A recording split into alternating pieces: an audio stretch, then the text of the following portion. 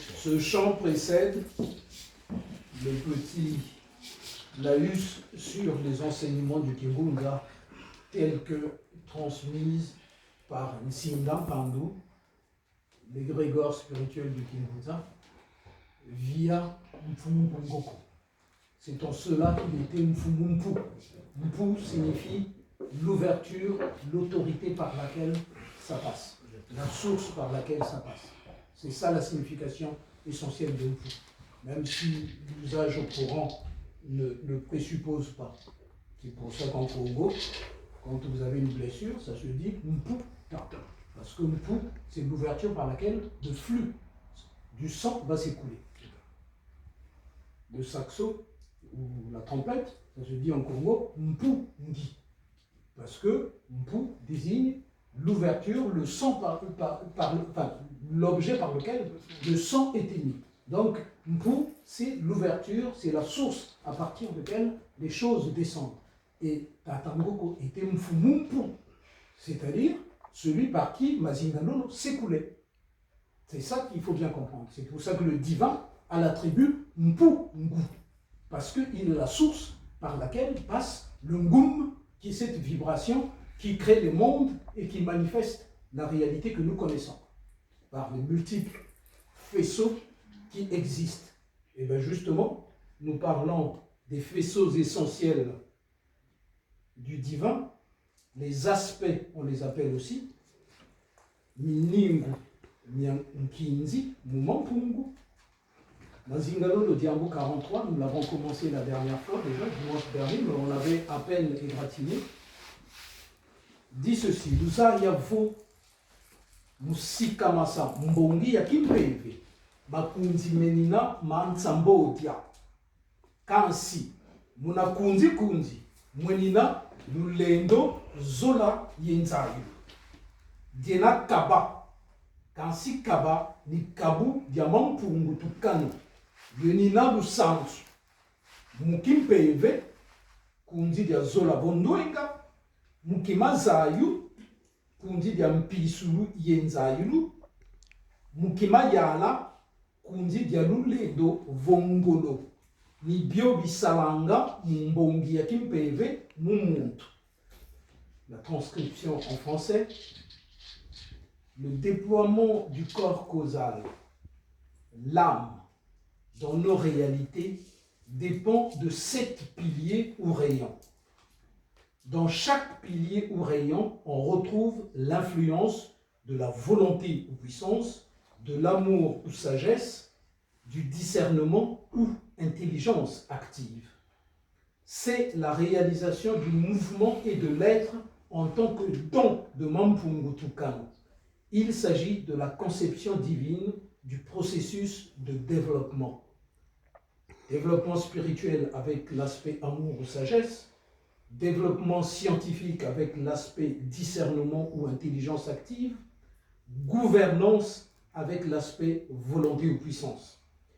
En fait, le divin s'exprime, en tout cas pour nous, vu de notre condition humaine, le divin nous impacte, influence notre développement par un faisceau de vibrations. Mais ce faisceau de vibrations, il n'est pas que son, il est aussi couleur, il est aussi chaleur, il est aussi lumière. Et parmi les 7 faisceaux, les 7 caractéristiques du faisceau, du faisceau en question, il y en a 3 qui sont essentiels. On les appelle les attributs d'aspect. Le terme attribut est un peu contradictoire. Je devrais plutôt dire, en fait, c'est les formes qui revêtent un aspect. On appelle ça des faisceaux d'aspect, des piliers d'aspect. Makundi, Mangudi. Il y en a 3. Les 3 aspects représentés ici par ce premier pilier, ensuite le deuxième pilier et le troisième pilier. La dernière fois, nous avons évoqué ce pilier-ci, qui est le pilier Kimayala, Kundi Diankete, où se manifeste la volonté et donc la puissance qui va avec. Rien ne peut être en mouvement, rien ne peut évoluer si cet aspect-là n'est pas présent. Toute toute chose dans la manifestation, toute chose qui génère du mouvement, il faut qu'il y ait cet aspect volonté, cet aspect puissance. C'est pour ça que, comme on l'a dit la dernière fois, mais je le rappelle rapidement, quand le nouveau-né arrive, tout le monde est là pour attendre s'il va manifester un aspect puissance, un aspect volonté. Déjà, il faut qu'il bouge. Et bien, pour bouger, il faut de la puissance pour bouger ses membres. Le nouveau-né va lâcher un cri, ne fût-ce que pour prendre la première bouffée d'air, puisque avant c'est que du liquide. Il va pousser le cri, et là tout le monde est content du fait que le bébé a poussé son premier cri.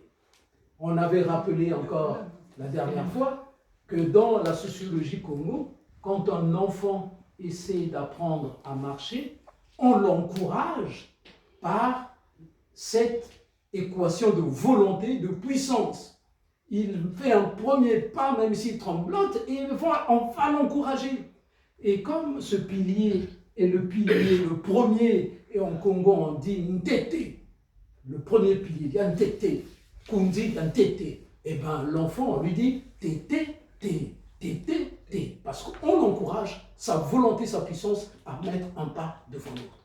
Tout ceci pour dire, d'une Kundi Ntete, le Kundi Ntete, autrement dit volonté, puissance, au niveau spirituel, vous descendez dans le cran, ça gère la gouvernance des choses, la gouvernance humaine, la gouvernance physique, ça pilote aussi la politique, la volonté politique de transformer les choses, c'est piloté par cette volonté. Ceux qui de naissance sont sur ce rayon-là, surtout si leur âme et leur personnalité, les deux sont sous cet rayon, en général, ça fait des politiques très puissantes.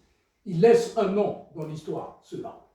Il y en a un que je citerai, mais il y en a bien sûr d'autres. Mais celui-là pour montrer qu'il s'agit bien, dans Kingunza, d'une vue planétaire de l'évolution de la planète. Je pourrais citer Mfumu Machua, qui était sur ce pôle-là, mais je vais en citer un autre. Il était turc, on l'appelait Atatürk. C'est lui qui a mis les bases de l'État turc, notamment du point de vue de la séparation de l'aspect religieux et des aspects politiques et scientifiques. On l'appelait Atatürk, Kemal Atatürk. Lui, même la hiérarchie, l'a reconnu comme quelqu'un du premier rayon, dont l'âme et la personnalité dans le premier rayon, et il est considéré par les régents spirituels comme ayant été un bon élève pour exécuter la volonté de mettre les choses en place. Il a permis d'ailleurs une synthèse entre l'Orient et l'Occident, entre les deux. Bon, ce que c'est devenu après, ça c'est une autre affaire. Hein. Après, ça devient de la politique. Je ne fais pas de politique. Le deuxième aspect, le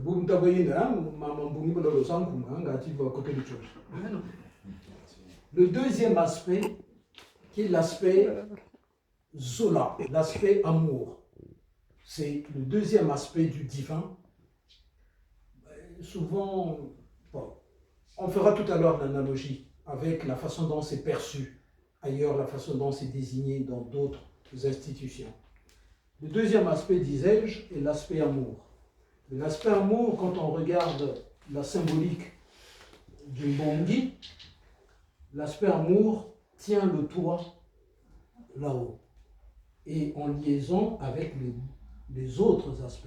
L'aspect amour dans la symbolique du Mbongi symbolise en fait la synthèse.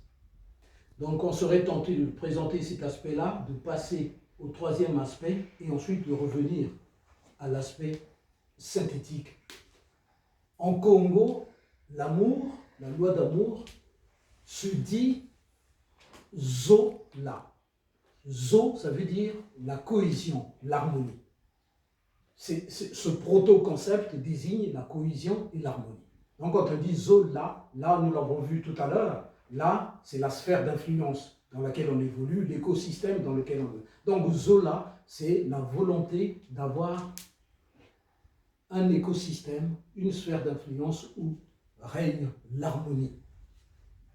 La loi d'amour, c'est au niveau spirituel Zola, mais ça pilote aussi ce qu'on appelle la sagesse Ndwenga. Ndoinga. Quelqu'un qui n'est pas capable de cohésion ne peut pas faire preuve de sagesse. C'est pas possible. Il va vous sortir tout et n'importe quoi et les gens vont le regarder comme le petit merdeux, si vous me passez l'expression, qui est en train de faire quoi que ce soit. La loi d'amour, donc, disais-je, au niveau spirituel, c'est la sagesse et donc la cohésion, si l'on prend l'étymologie Congo. Juste en dessous, de l'autre côté, on avait vu que ça pilotait la gouvernance, et bien, juste en dessous, ça pilote l'aspect spiritualité au sens premier du terme. Ça pilote la fraternité des hommes, ou la sœurité, je ne veux pas être poursuivi par les féministes, des saints. Il s'agit donc d'une synthèse, Zola, Ndoinga, donc amour, sagesse, fraternité, spiritualité, et un peu plus bas, au niveau de la marche des choses, ça a généré un peu ce qui pilote le religieux, le ceci, le cela, etc. etc. Mais c'est essentiellement une notion de cohésion. Le troisième aspect, qui est l'aspect intelligence active, eh bien c'est l'aspect qui gère le discernement, l'adaptation intelligente des choses. Mais évidemment, dit comme ça, en Congo, on dit Kimazayu, Nzayu. Ça pilote quoi? Ça pilote tout ce qui est science. Ça pilote les sciences. Ceux qui ont dans leur âme, dans leur personnalité, cet aspect-là très développé, en général, ça fait de grands scientifiques. Des scientifiques qui vont trouver des choses, etc., parce qu'ils sont nés astrologiquement avec ces aspects-là. Je ne parle pas de l'astrologie, lui, verso, machin, non, je ne parle pas de ça. Je parle d'une astrologie qui a trait à l'âme, à la personnalité de l'individu, à un niveau spirituel. Donc, vous avez la volonté ou puissance, amour, sagesse et discernement, intelligence active. Mais tous ces aspects-là ont des impacts sur tous les plans. Sur le plan mental, sur le plan émotionnel, sur le plan physique, jusque dans la substance la plus affine. Vous allez me dire, mais bon, la loi d'amour, comment elle s'exprime dans les matériaux? Comment elle s'exprime dans la matière? Eh bien, elle s'exprime, ça s'appelle la gravitation. Il y a une attraction entre les éléments. L'intelligence, comment ça s'exprime dans la nature, mais il y a des combinaisons d'atomes qui ne sont pas possibles. Ou si ça se combine, il va falloir deux autres atomes pour compenser un atome et fabriquer par exemple de l'eau. H2O par exemple, hydrogène, oxygène, etc. Mais même à ce niveau-là, il y a du discernement, mais qui est inscrit physiquement dans la substance, qui fait que ça va se coller là, mais pas là, ça va aller comme ci, mais pas comme ça. C'est l'impact du divin en tant que faisceau de vibration sur la substance. Et évidemment, dans un mental humain, ça crée la capacité à gérer les choses d'une certaine manière. Maintenant, je finirai là-dessus. Si vous prenez la terminologie religieuse, par exemple chrétienne, en tout cas dans le christianisme, c'est ça qu'on appelait le Père, le Fils et le Saint-Esprit. Ça n'est que ça. Mais la compréhension non initiatique, non spirituelle de la chose a identifié ça un Père avec une barbe, le Fils, le Maître Jésus, et le Saint-Esprit, dont on ne sait pas trop. C'est une interprétation qui est ramenée un peu trop bas du point de vue de l'interprétation. En fait, on devrait dire, ça c'est l'aspect Père, c'est-à-dire l'aspect de départ, qui est l'aspect volonté. C'est ça l'aspect Père, qu'on appelait le Père. Mais tous ces aspects viennent, si vous tentez que vous appelez le divin Père, tous ces aspects sont issus du divin. Pourquoi voulez-vous que le Père soit seulement ici? C'est l'aspect Père, c'est-à-dire l'aspect qui est au départ des choses. Si ça avait été interprété dans la sociologie Congo, on aurait dit probablement l'aspect mère. Parce que c'est le matriarcat qui prime, et donc au départ, il y a la mère, quoi. À tel point qu'on l'appelle d'ailleurs le lien fondamental. Ngoudi. Ça veut dire lien fondamental. Ensuite, cet aspect, on l'appelait fils, parce que c'est confondu avec le Maître Jésus. Mais en fait, cet aspect-là, c'est l'aspect cohésion des choses. Lorsque vous êtes deux, quand vous commencez à être deux, alors il y a l'exigence de la cohésion, sinon vous allez diverger, vous allez partir chacun de son côté. C'est pour ça que cet aspect-là est l'aspect numéro 2, parce qu'il y a exigence de cohésion. Mais ça se voit mieux en Congo. En Congo, l'amour se dit Zola, et deux, ça se dit Zolé. Ce sont des mots de la même famille. C'est l'aspect 2. De la même manière que l'autre était un, tété, etc. L'aspect amour, Zola, Zolé, c'est-à-dire une nécessité d'une cohésion puissante. C'est ça que ça veut dire Zolé, le chiffre 2. Cohésion puissante, nécessité d'une cohésion puissante. Et puis le troisième aspect qu'on appelait Saint-Esprit, en fait, ça veut simplement dire cette vibration du divin qui influence le mécanisme du mental. C'est pour ça que souvent, mais c'est à la limite, c'est pas un hasard, c'est quelque part c'est cohérent. Quand quelqu'un a un mental, tout le monde dit il a un mauvais esprit celui-là. On confond souvent le mental avec l'esprit, etc. Mais on l'appelait Saint-Esprit tout simplement parce que c'est l'aspect qui influence le mécanisme du mental, puisqu'il produit l'intelligence active. Évidemment, quelqu'un qui n'a pas un mental ne peut pas être intelligent, c'est pas possible. C'est pour ça qu'on l'appelle l'aspect Saint-Esprit. Mais le terme Saint-Esprit est impropre, puisque tous ces esprits, ils relèvent du divin. Donc Saint-Esprit, il n'est pas que là. Il faut bien comprendre que le mécanisme du Saint-Esprit, c'est simplement le mécanisme qui pilote, qui a donné lieu au mental, qui influence l'intelligence active. Nzambio Abonda, Yanka Skulu,